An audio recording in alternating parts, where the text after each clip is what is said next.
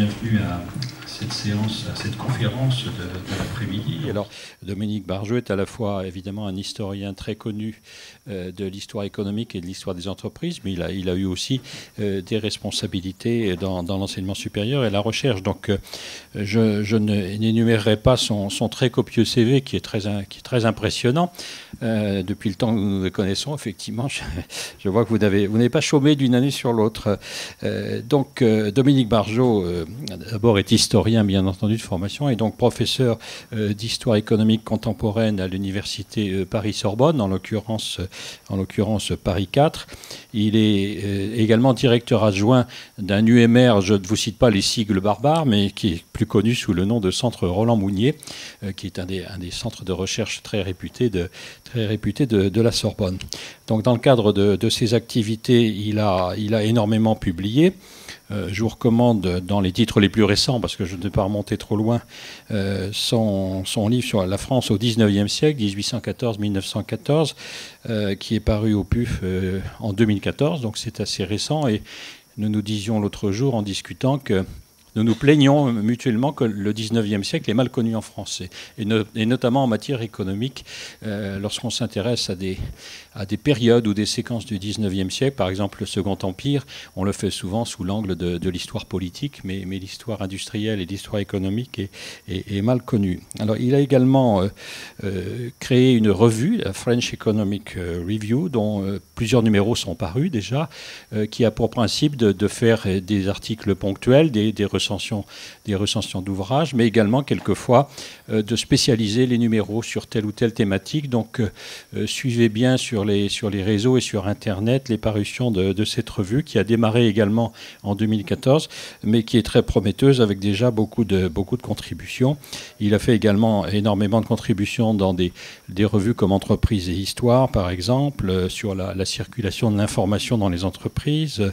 Il a étudié des secteurs industriels autres que sont de ces secteurs de prédilection sur lesquels je reviendrai. Il a étudié l'aluminium, notamment, à partir de l'exemple de Péchinet, je pense, du métal de luxe au métal de masse. Donc, je vous le signale parce que c'est intéressant. C'est un secteur, on en a parlé dans les tables rondes de ces journées, c'est un secteur phare industriel français qui a complètement disparu, puisque vous savez que Péchinet, d'absorption en absorption, est parti chez les Canadiens et a totalement disparu de nos écrans radars depuis cette date. Donc, c'est un secteur d'activité qui est évidemment tout à fait intéressant à voir. Dominique Barjot a également travaillé sur les cartels, sur la régulation des crises, donc j'en passais des meilleurs. Donc, vous voyez que vous avez devant vous un interlocuteur extrêmement compétent et à qui vous pouvez poser un panel très vaste de questions sur toutes ces périodes qu'il maîtrise parfaitement. Donc, j'en termine en disant qu'il a été également, parmi ses responsabilités, il était directeur adjoint des sciences humaines et sociales au CNRS de 94 à 97. Il a été président de l'Association française des historiens économistes de 98 à 2001. Il a été aussi également, c'est un poste important, puisqu'il se situe dans une tutelle. Il a été directeur des sciences humaines et des humanités au ministère de l'Enseignement supérieur et de la Recherche de 2003 à 2007. Donc, j'arrête là l'énumération parce que sa modestie naturelle l'en ferait rougir, je suppose. Et donc, je lui passe évidemment immédiatement la parole pour l'exposé qu'il a bien voulu nous faire sur l'existence ou pas d'un modèle français de la grande entreprise. Vous savez qu'un des débats sur lesquels s'entretuaient quelquefois les historiens français, c'était de savoir si le défaut français était, pour certains, de ne pas avoir assez de grandes entreprises, d'autres d'avoir trop de petites entreprises PME, donc un tissu économique un peu déséquilibré. Donc on est au cœur d'un sujet qui va évidemment, je l'espère, vous éclairer sur la question. Donc la question que je vais aborder avec vous, c'est: existe-t-il un modèle français de la grande entreprise? Et bien sûr, nous fêtons le 350e anniversaire de la compagnie de Saint-Gobain. Je vais donc partir de cette observation que Saint-Gobain, c'est effectivement une très grande entreprise française.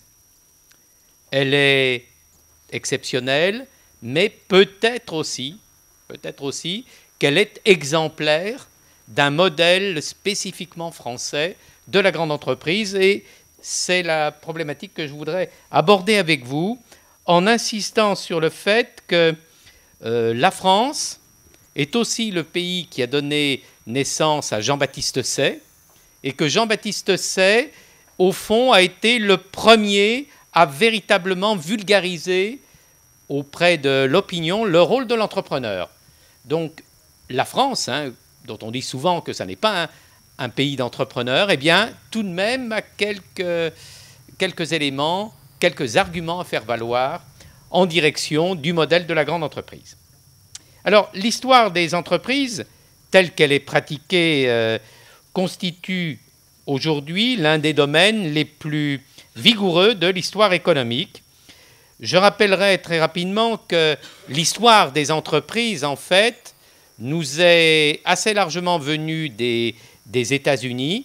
Elle est née à Harvard avec un professeur qu'on appelle Chandler, Alfred Chandler, mais que en Europe, cette tradition américaine de la business history a rencontré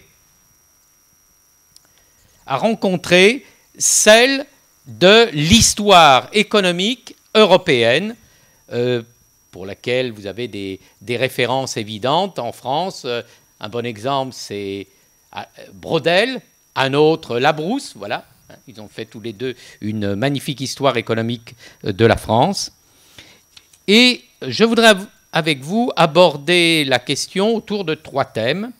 L'histoire des entreprises en tant que secteur dynamique, et probablement le plus dynamique de l'histoire économique en France.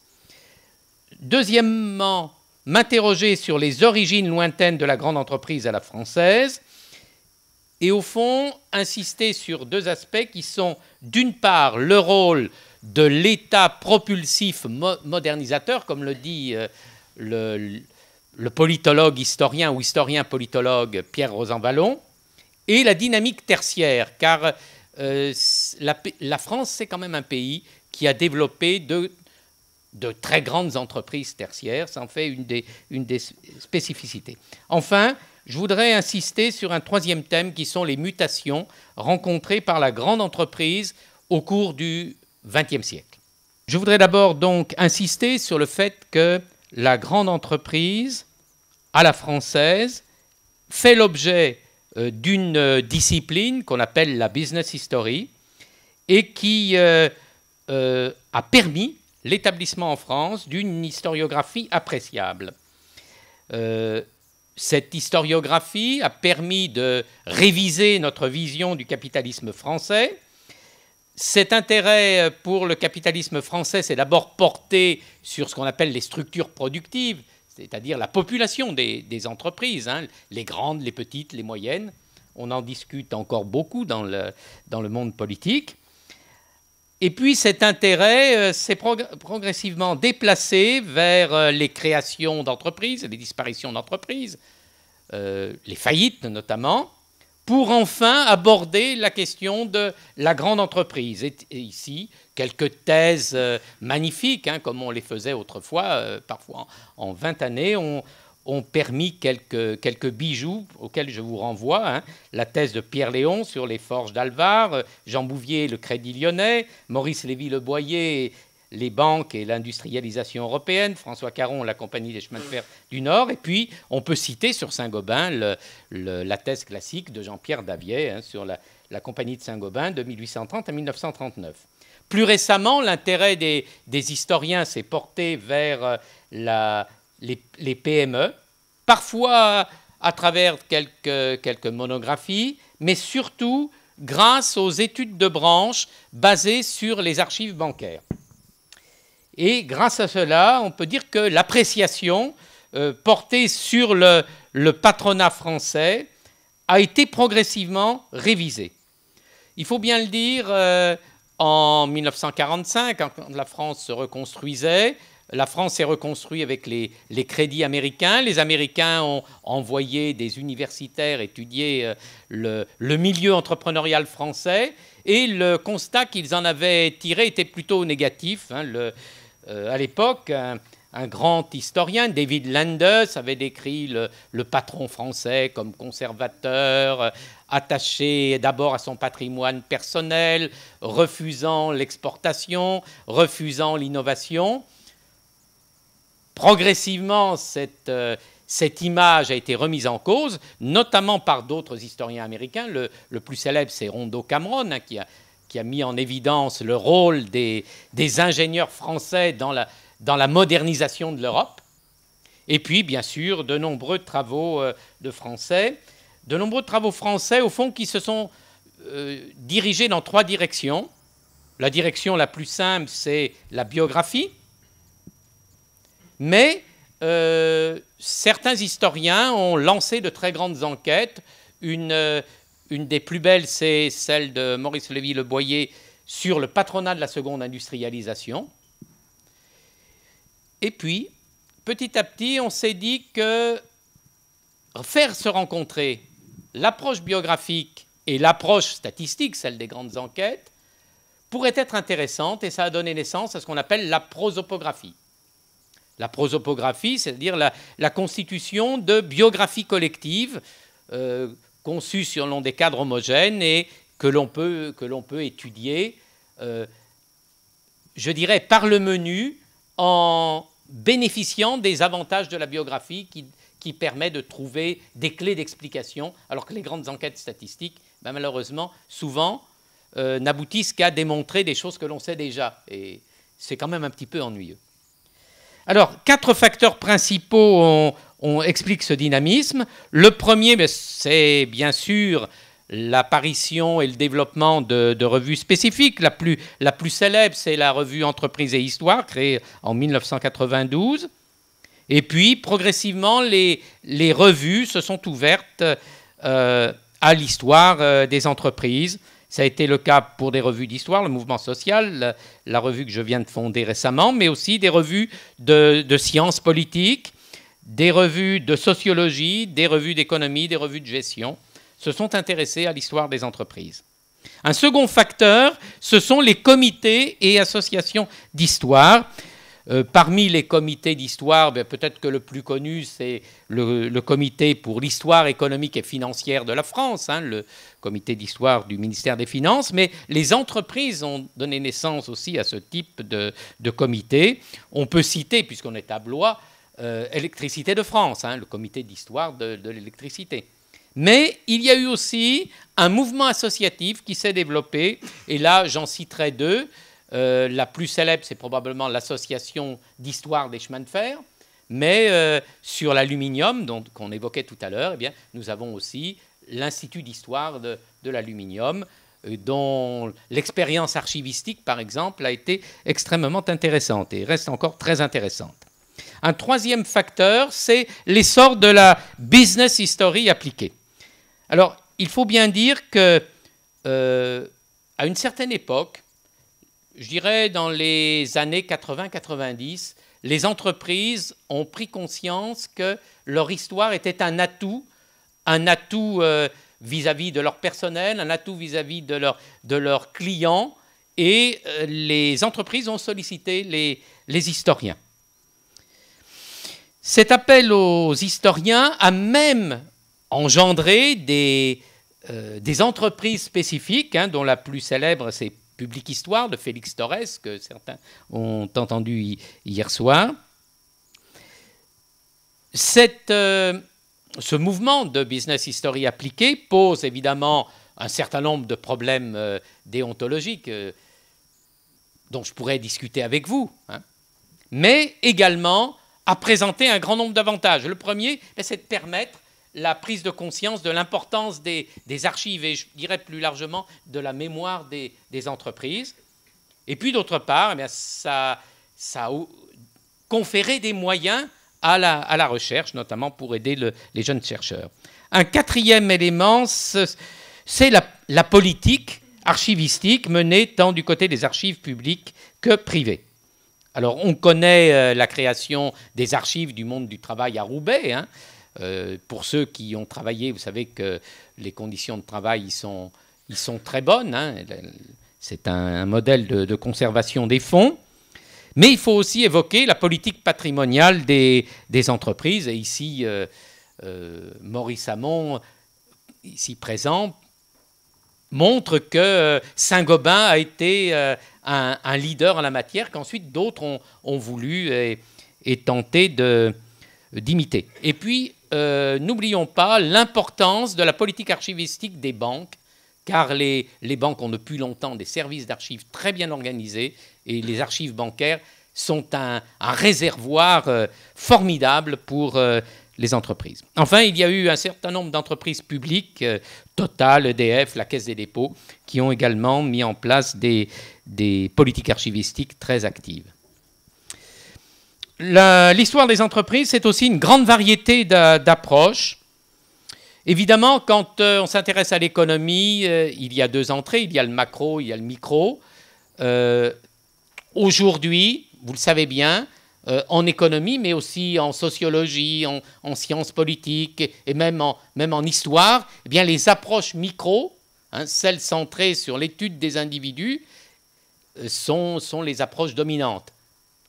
Je pense pour une raison assez simple, c'est que les approches micro permettent mieux d'appréhender les causes et les conséquences que les approches macro. Voilà, c'est peut-être une des raisons. Et ici, les travaux d'Alfred Chandler ou de Michael Porter ont été tout à fait décisifs. Alors les principales études reprennent le cadre de la branche ou de la monographie d'entreprise. Je n'en fais pas la liste parce qu'elle serait trop nombreuse, et j'insiste sur les trois entrées majeures qui, à mon avis, permettent de mener à bien ces histoires d'entreprise. Alors, la première entrée, c'est celle de l'économie industrielle, qui puise ses racines dans l'apport de l'économie néoclassique.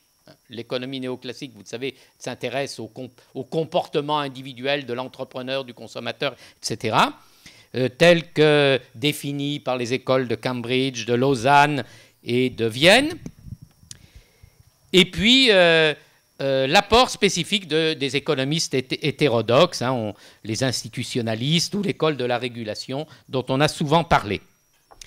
Dans les années récentes, l'économie industrielle s'est affirmée comme une sous-discipline à part entière autour d'une interrogation assez simple, la liaison entre les performances, les stratégies et les structures des entreprises.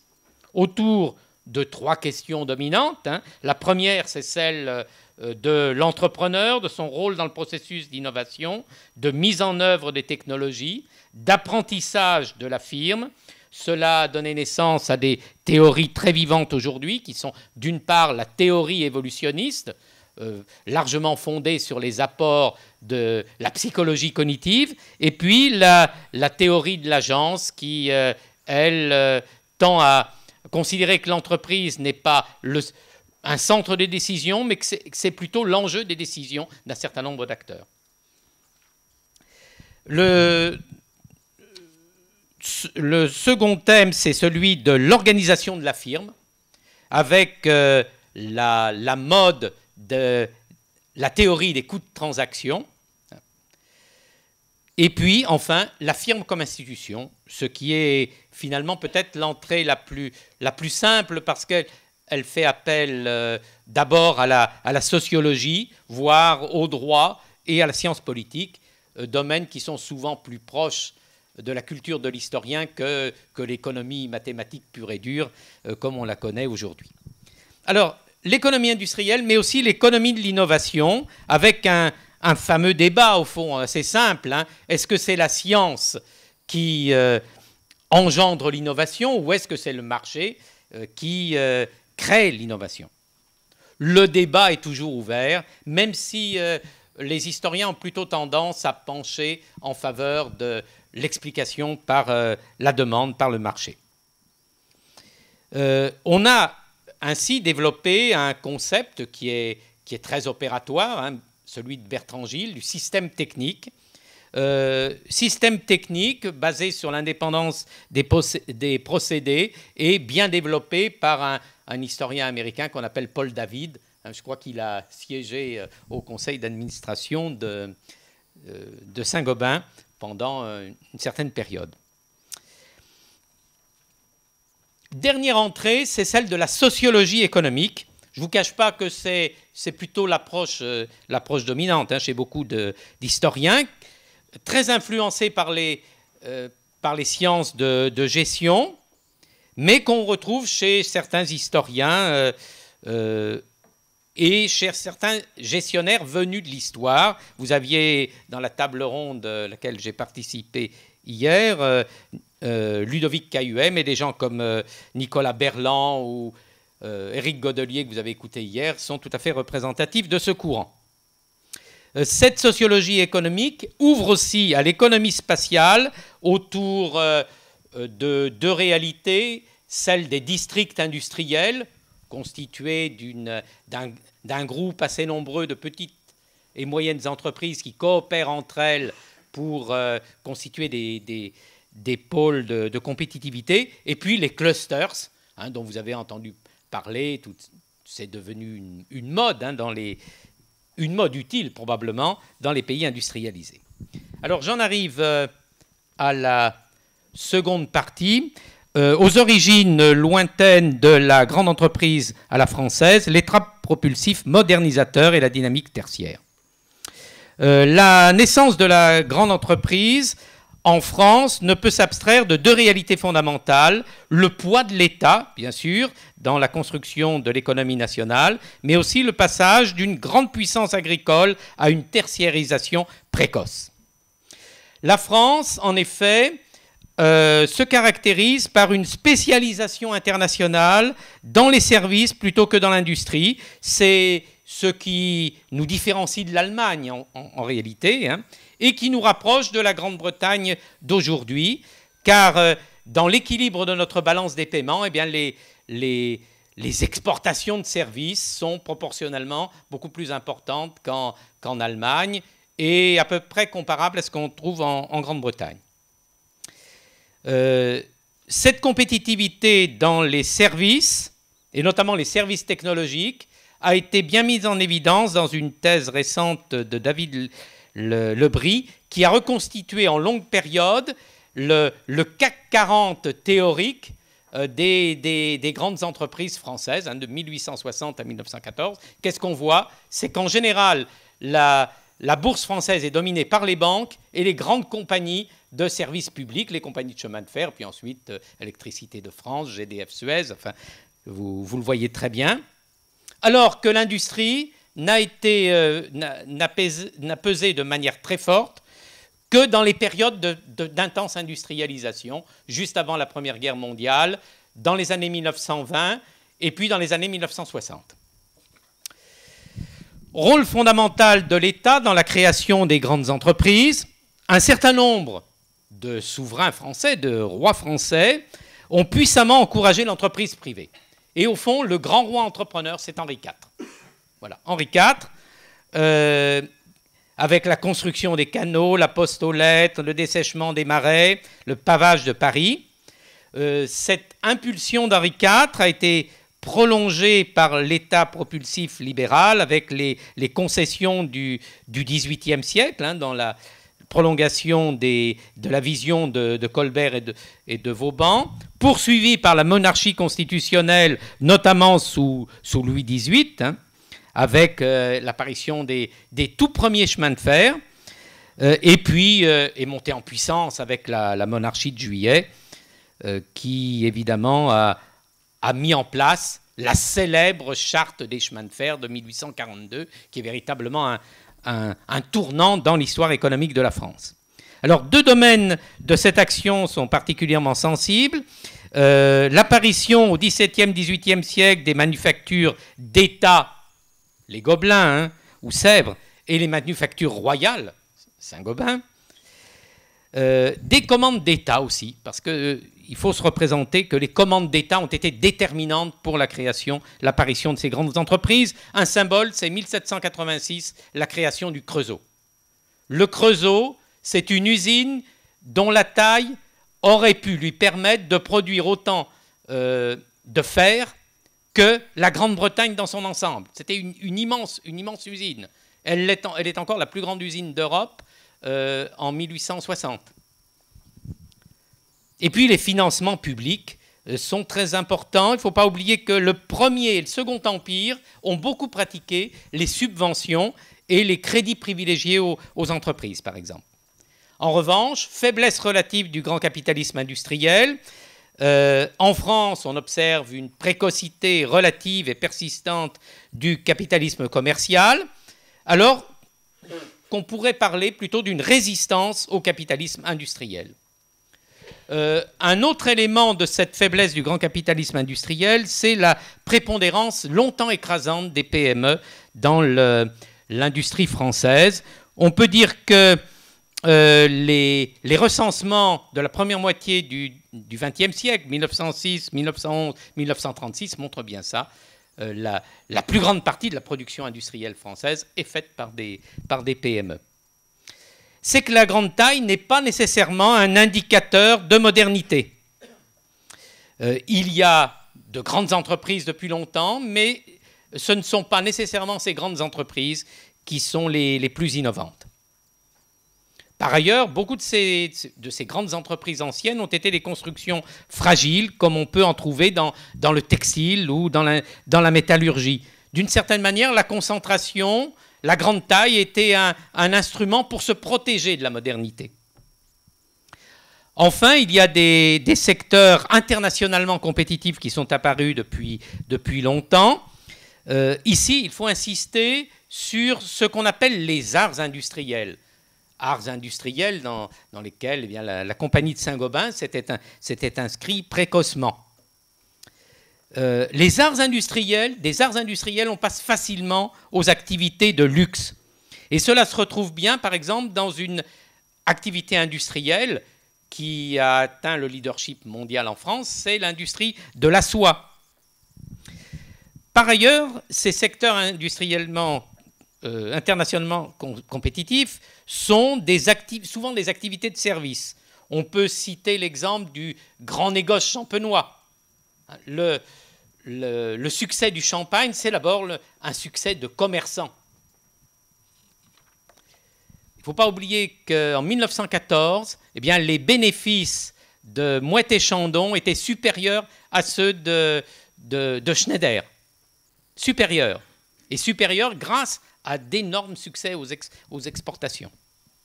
On peut citer également les grands magasins, bien sûr, que vous avez tous à l'esprit, modèle qui a été imité ensuite dans le monde entier, et notamment dans les pays anglo-saxons.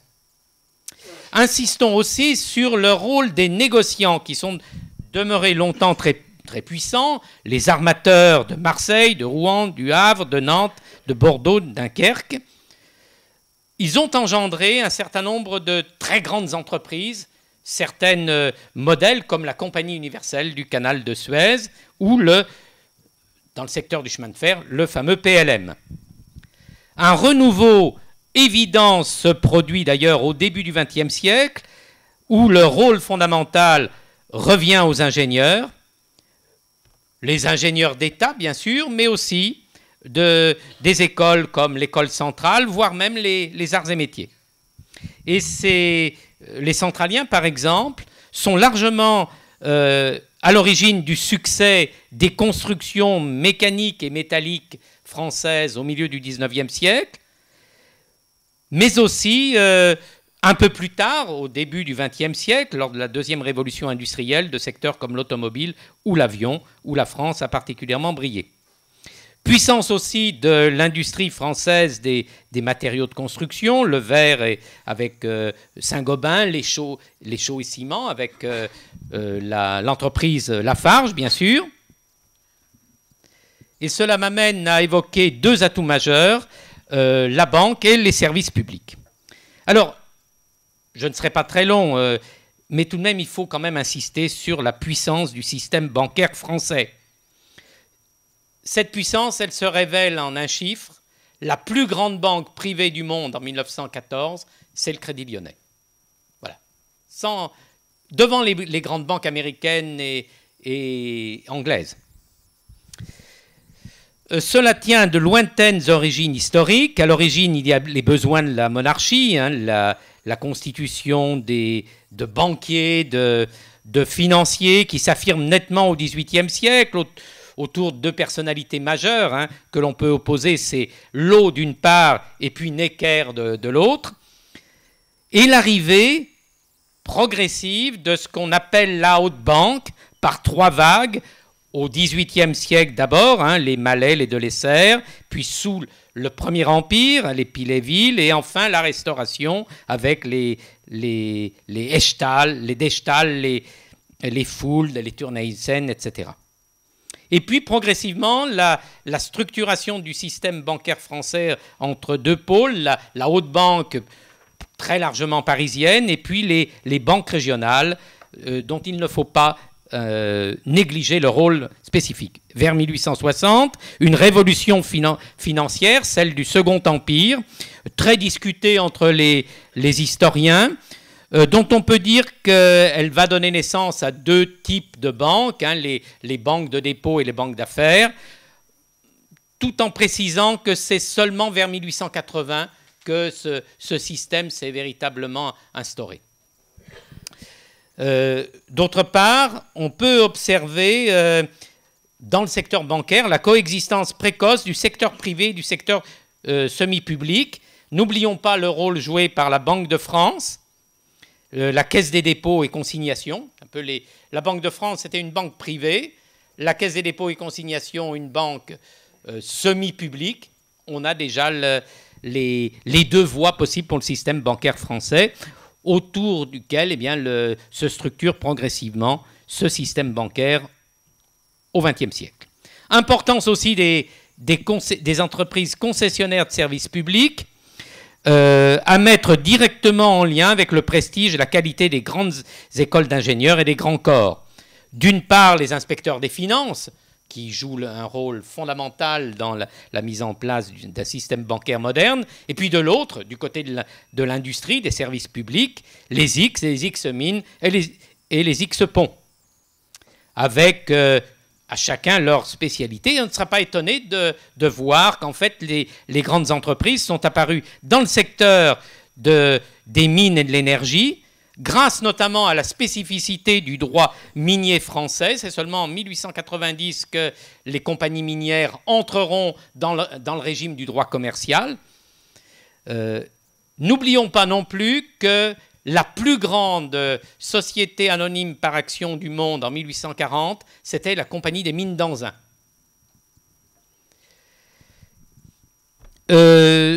Progressivement, ces compagnies minières vont faire l'objet d'une surveillance par l'État, et c'est la raison pour laquelle en 1862, le Second Empire va prendre une décision fondamentale, c'est d'instaurer un régime de concurrence entre les grandes compagnies minières. Cela explique pourquoi il n'y a que 2 grandes compagnies minières dans le Nord et qu'il y en a 6 ou 7 dans le Pas-de-Calais. Alors d'autres secteurs doivent beaucoup, cette fois, au corps des ponts. C'est le cas des compagnies de chemin de fer, des compagnies de gaz et d'électricité, domaines dans lesquels les X-ponts vont très largement coopérer avec les centraliens. Cela m'amène, si vous le voulez bien, à la 3e partie. Je crois qu'il y a un blocage. Bon, je laisse la machine de côté puisqu'elle a l'air décidément rétive. Une mutation du modèle de la grande entreprise au XXe siècle. Alors, le XXe siècle est caractérisé par une mutation profonde du modèle de la grande entreprise autour de 4 grandes mutations. La première, c'est le passage à la société anonyme. La seconde mutation, c'est l'américanisation. La troisième, c'est le développement de l'économie mixte. Et la quatrième, c'est la mondialisation. Voilà les 4 facteurs, à mon avis, de l'évolution. Alors, le passage d'abord à la société anonyme, il faut se rappeler qu'en France, les sociétés anonymes ont longtemps été tenues en méfiance du fait d'expériences malheureuses. Certes, le modèle était attractif, hein, Ce sont les Pays-Bas qui nous ont ouvert la voie avec la célèbre Compagnie hollandaise des Indes occidentales, hein, fondée en 1602. Mais la France a connu beaucoup d'échecs dans ses expériences. La caisse d'escompte de l'eau, par exemple, d'où une attitude très restrictive de l'administration française, et notamment du Conseil d'État, que le juriste Georges Ripert désigne sous l'appellation de tribunal inabordable, inabordable pour ceux qui voulaient fonder des sociétés anonymes par action. Alors, en fait, jusqu'en 1867, l'essentiel des sociétés anonymes par action qui ont été fondées par transformation des sociétés anonymes par action primitives. Il y a néanmoins une évolution fondamentale à partir du milieu du XIXe siècle, sous le Second Empire. Ce sont les lois de 1863 et surtout de 1867 sur les sociétés anonymes par action. En réalité, la société anonyme par action a mis pas mal de temps à se diffuser dans la société française. On peut dire au début du XXe siècle qu'on peut parler de victoire de la société anonyme par action. Avant, le modèle, c'était plutôt celui de la société en commandite par action qui offrait un certain nombre d'avantages, et notamment un, c'est que dans les statuts, on peut indiquer le nom du gérant et ainsi faire que le dirigeant de la société soit le dirigeant à vie. Ce n'est pas négligeable, hein, quand on connaît l'enjeu de pouvoir qu'il pouvait y avoir à la tête de ces grandes sociétés.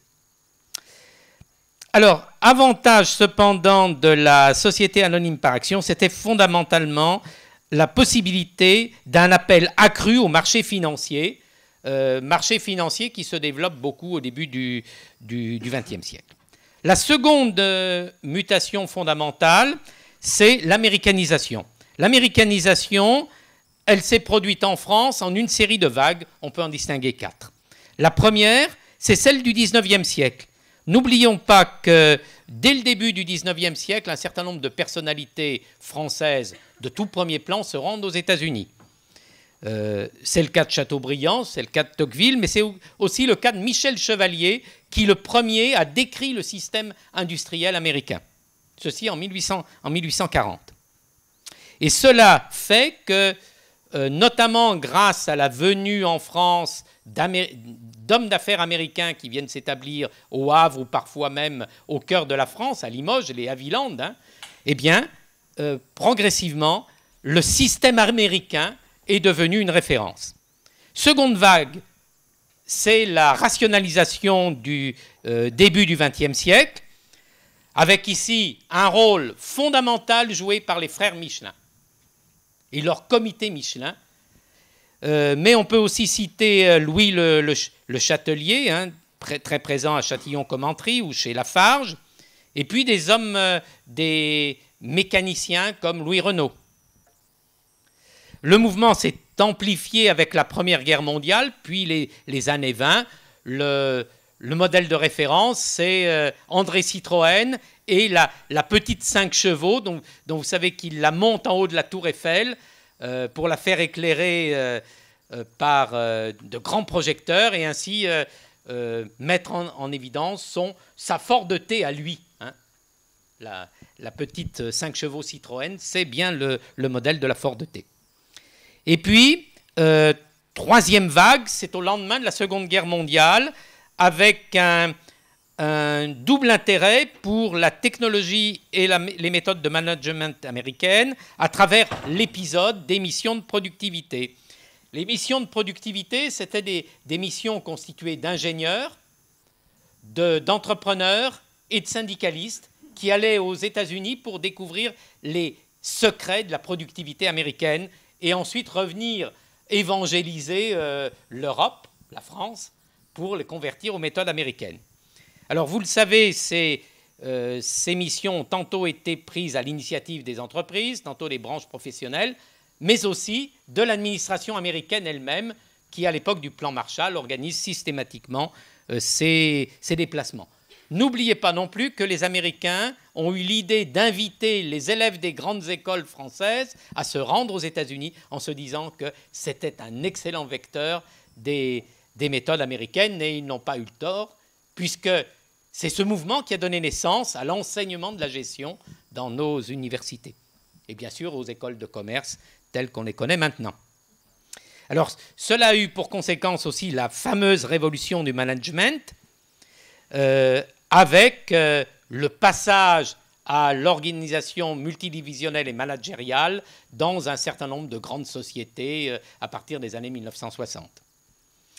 Et puis enfin, la quatrième vague d'américanisation, c'est la réaméricanisation des années 80-2000 autour du modèle réganien de la déréglementation, grâce à la révolution de l'informatique puis de l'Internet, la déréglementation bancaire, avec les résultats inégaux dont vous avez entendu parler, hein, et puis les fameux fonds de pension qui font le bonheur, tantôt le malheur dans d'autres temps, des bourses d'Europe occidentale.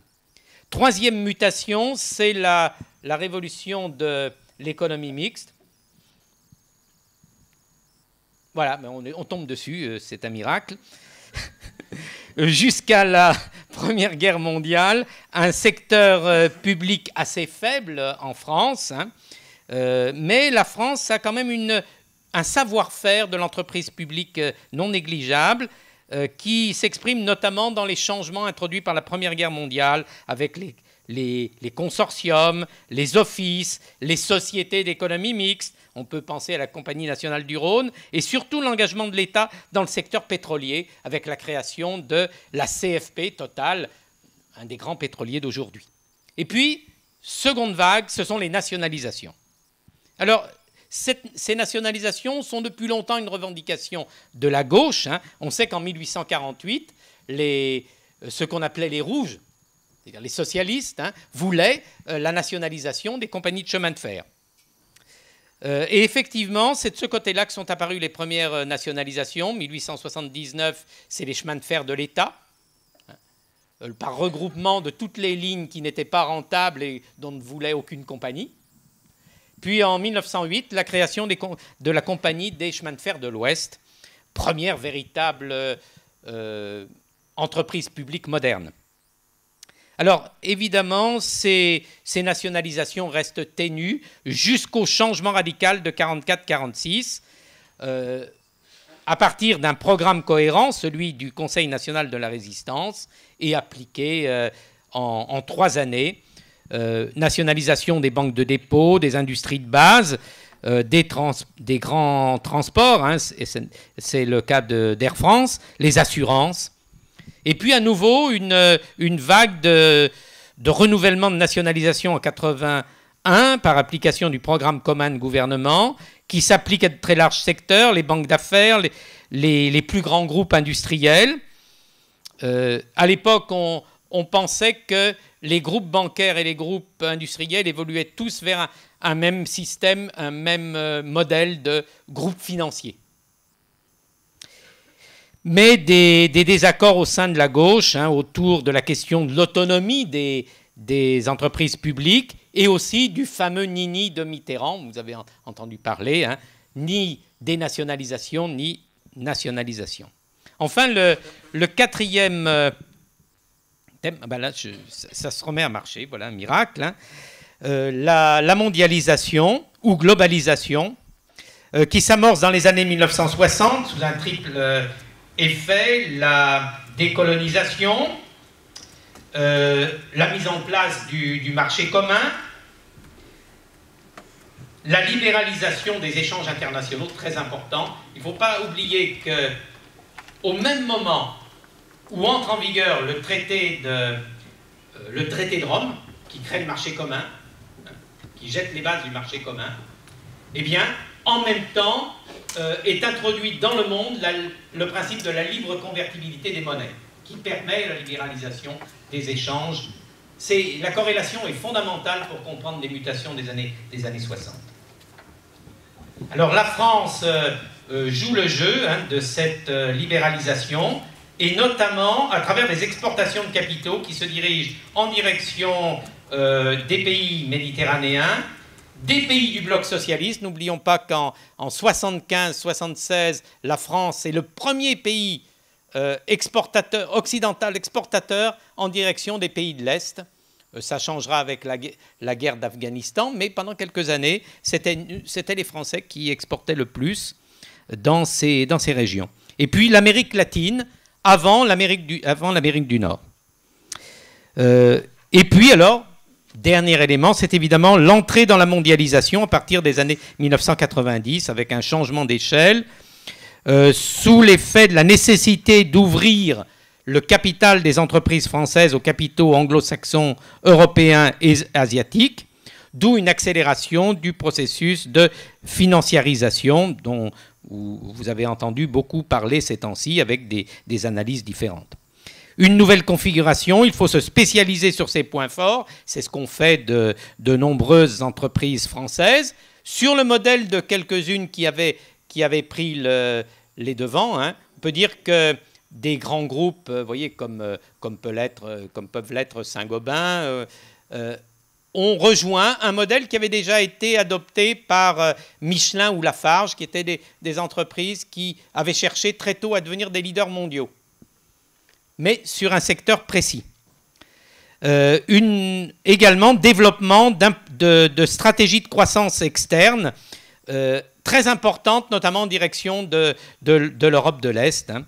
On a évoqué le cas de la Pologne souvent dans nos débats. Et puis la nécessité de conclure des alliances stratégiques. On connaît des réussites, celles de Renault-Nissan, mais aussi des échecs, hein, Alcatel-Lucent. On a vu que Alcatel-Alstom, qui était probablement l'une des 3 plus grandes entreprises françaises, eh bien, a été complètement démembrée. Vous voyez, il n'en reste plus grand-chose aujourd'hui. Voilà, je termine par une conclusion. Et cette conclusion, elle va insister d'abord sur l'effet que la globalisation, ou en français la mondialisation, a eu pour conséquence d'homogénéiser dans le monde le modèle de la grande entreprise. Comme l'ont dit à une certaine époque Maurice Lévy-Leboyer et François Bourguignon, en fait, sans doute qu'avec les années 90, la grande entreprise française a perdu sa spécificité. Elle s'est rapprochée du canon international des grandes entreprises. D'autre part, la France conserve de fortes positions dans un certain nombre de secteurs traditionnellement d'excellence. Le secteur de l'énergie, Total, GDF, Suez, EDF font partie des leaders mondiaux, en tout cas sont les leaders français. Le secteur du BTP et des matériaux de construction, l'automobile et la construction aérienne, l'aéronautique, les services, Carrefour, Casino, Sodexo, Vivendi, Veolia sont très bien positionnés au niveau mondial. Le luxe, bien sûr, avec Christian Dior, LVMH, L'Oréal, etc. En revanche, dans un certain nombre de secteurs industriels où notre technologie aurait pu nous permettre d'être très compétitifs, dans l'électricité et l'électronique, on sait que là, les échecs ont été importants.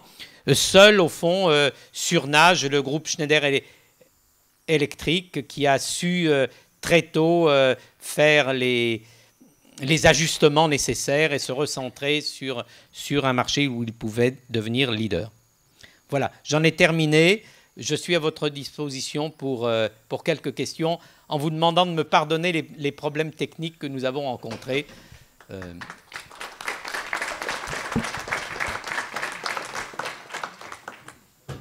Merci beaucoup pour votre intervention. C'est très bien que vous donniez l'occasion de célébrer le 350e anniversaire de Saint-Gobain. Je voulais préciser à ceux qui ne le savaient pas, Saint-Gobain, c'est aussi le point de départ qui se trouve dans l'Aisne, une petite commune qui a vu son site de production fermé. Il y a eu une casse sociale importante et l'abandon quasi complet de son site. Car effectivement, l'histoire, c'est les archives, mais c'est aussi le bâti. C'est aussi l'entreprise sur place. Pour le 350e anniversaire, il est bien, l'entreprise s'est rapprochée de l'association historique de Saint-Gobain pour promouvoir cette idée de mémoire, Je trouve que vous, en tant qu'historien, quel est votre regard par rapport à ce devoir de mémoire qu'une entreprise doit avoir auprès de son histoire? La première chose que je dirais, c'est qu'on a besoin de mémoire pour faire de l'histoire, mais qu'histoire et mémoire, ce n'est pas totalement la même chose. Donc l'historien peut contribuer à la préservation d'une mémoire, voire à sa reconstruction, mais il ne détient pas toutes les clés. La seconde réponse que je dirais, bien, il est important effectivement pour un pays de conserver la mémoire de son passé, un peu comme une entreprise doit conserver entretenir sa propre culture. Voilà. Nous, historiens, nous ne détenons pas toutes les clés, nous pouvons simplement apporter notre contribution à cette mémoire que légitimement vous revendiquez.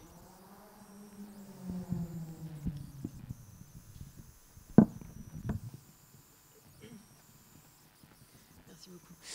Bonjour, c'était très intéressant et j'ai également assisté à la présentation de Madame qui s'occupe des archives de Saint-Gobain tout à l'heure. Et en fait, moi, je travaille pour un groupe, donc une division historique de Gaz de France, donc qui est passée par GDF Suez, aujourd'hui Engie. Et chez nous, j'ai l'impression que l'idée, c'est plutôt d'innover et d'avancer et de se séparer en fait de ce passé. Et vous parliez tout à l'heure du coup de la valeur de l'histoire d'un groupe, et je pense que Madame pour Saint-Gobain l'a vraiment démontré tout à l'heure. L'histoire du groupe, c'est une façon un peu marketer l'image. Et donc du coup, comment est-ce que vous pouvez j'essaie de formuler ma question en même temps, mais comment est-ce qu'on allie finalement le fait de grandir et de devenir une entreprise de l'avenir? Comment le modèle français de la grande entreprise allie son passé et quelque part un peu se sert de l'histoire? Est-ce que c'est juste pour se valoriser ou est-ce que ça a vraiment... On a évoqué dans une des tables rondes ici la question de savoir pourquoi est-ce qu'une entreprise dure et une autre ne dure pas. Pour qu'une entreprise dure, il faut en particulier qu'elle entretienne sa mémoire sans que cette mémoire soit un obstacle à son adaptation, à son marché, à son environnement. Il faut donc à la fois faire l'histoire des entreprises, et en particulier pour entretenir les bases des valeurs autour desquelles on va orienter les personnels vers les performances. Et en même temps, il ne faut pas que le passé soit un obstacle. C'est la problématique qu'avait évoquée le président Beffa en disant, ben voilà, Saint-Gobain d'aujourd'hui a abandonné la moitié de ses activités passées, mais en même temps, ça reste Saint-Gobain. Ça reste Saint-Gobain, d'abord parce qu'il en reste 50%, et parce que les valeurs qui structurent l'ensemble de la mémoire, eh bien, sont restées celles-là. Et en fait, dans beaucoup d'entreprises françaises, vous avez vu qu'il y a beaucoup d'entreprises anciennes, cette problématique est présente. Là où lorsque les entreprises perdent leur mémoire, elles perdent aussi une grande partie de leur force. Et vous voyez, c'est effectivement un défi pour le GDF, lorsque le GDF s'associe avec un groupe comme Suez, qui a aussi une mémoire très forte. Voilà. Le défi, c'est un peu à travers l'histoire, c'est une des voies d'entrée, de concilier, voire de réconcilier deux cultures qui sont très largement différentes, mais dont l'histoire peut montrer qu'elles ne sont pas si radicalement différentes, car à l'origine, il y a la même préoccupation du concessionnaire de services publics. On est dans une tradition bien française sur laquelle j'ai insisté et qui me semble vraiment une spécificité de la France. Aujourd'hui, on admire encore beaucoup la France pour le modèle de la concession qu'elle a su développer et qui est original par rapport à ce qu'on peut trouver dans les pays anglo-saxons ou chez nos voisins germaniques. Bonjour. Moi, j'avais une interrogation par rapport à l'histoire que vous avez développée concernant notamment la stratégie des entreprises.